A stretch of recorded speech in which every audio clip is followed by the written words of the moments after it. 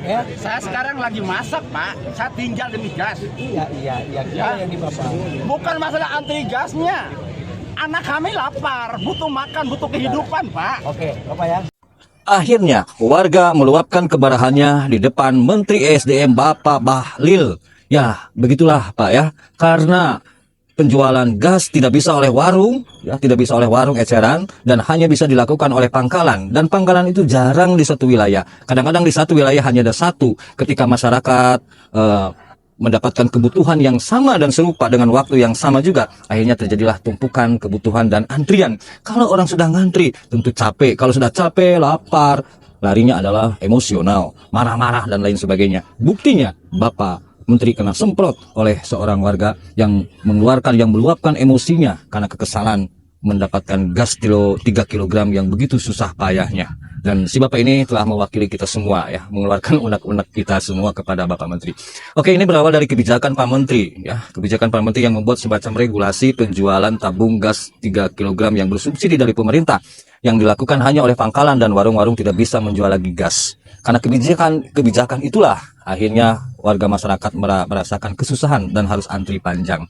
Niat Pak Menteri itu bagus, niat Pak Menteri itu luar biasa, supaya gas ini bisa dinikmati oleh masyarakat dengan harga yang murah, yang kalau patokan di Pertamina-nya ada 12.000, yang sementara selama ini kepada warganya menjadi 22 dan 23.000. Jadi supaya tidak meresahkan, memberatkan masyarakat, akhirnya dibuat semacam kebijakan regulasi. Warung eceran tidak boleh lagi menjual gas, hanya boleh oleh pangkalan, supaya harganya bisa menjadi murah.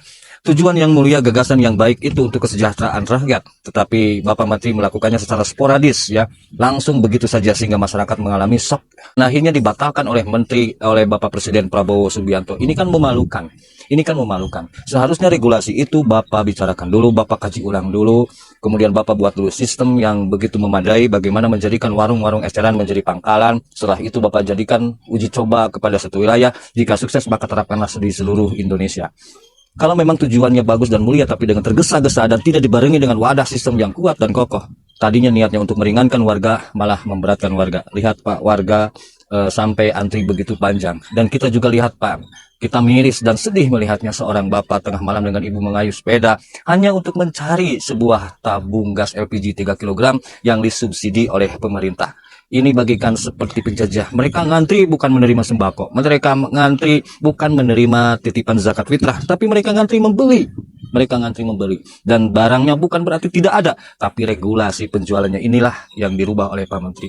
Karena itu Presiden peka mendengarkan jeritan warga masyarakat, warga Indonesia. Akhirnya Presiden membatalkan regulasi itu dan dikembalikan kepada semula. Warung eceran bisa lagi menjual tabung gas 3 kg yang disubsidi oleh pemerintah. Kenapa Bapak Menteri melakukan hal itu? Karena Pak Menteri menemukan berbagai macam kasus di lapangan. Adanya oknum-oknum yang membeli gas 3 kg dengan jumlah yang begitu banyak. Akhirnya dioplos, dimasukkan ke dalam tabung gas yang non-subsidi. Mereka membeli gas yang subsidi dan menjual gas menjadi yang non-subsidi. Nah, keuntungan orang-orang seperti ini, segelintir orang seperti ini, jelas ini merugikan negara dan merugikan warga Indonesia. Marilah pemerintah disiplin, dan kita pun sebagai warga Indonesia, rakyat Indonesia pun harus disiplin. Janganlah kita membeli sesuatu yang bukan hak kita, karena gas 3 kg ini adalah gas yang disubsidi oleh negara, yang tertera di tabungnya itu tulisan khusus warga miskin. Jika penghasilan Bapak lebih dari 5 juta per bulan, apalagi seorang ASN, PNS, tidak layak untuk membeli gas 3 kg yang disubsidi oleh pemerintah. Marilah kita sama-sama disiplinkan diri kita. Biarkanlah yang hak untuk menerima haknya, dan kita sebagai manusia jangan mengambil hak orang lain yang bukan hak kita. Demi kemajuan bangsa dan negara, mohon dikaji ulang lagi kebijakan itu Pak Menteri. Presiden sudah membatalkannya, dan semua ini adalah kebaikan bagi kita semua. Mohon maaf jika ada ucapan saya yang begitu nyinggung. Wassalamualaikum warahmatullahi wabarakatuh.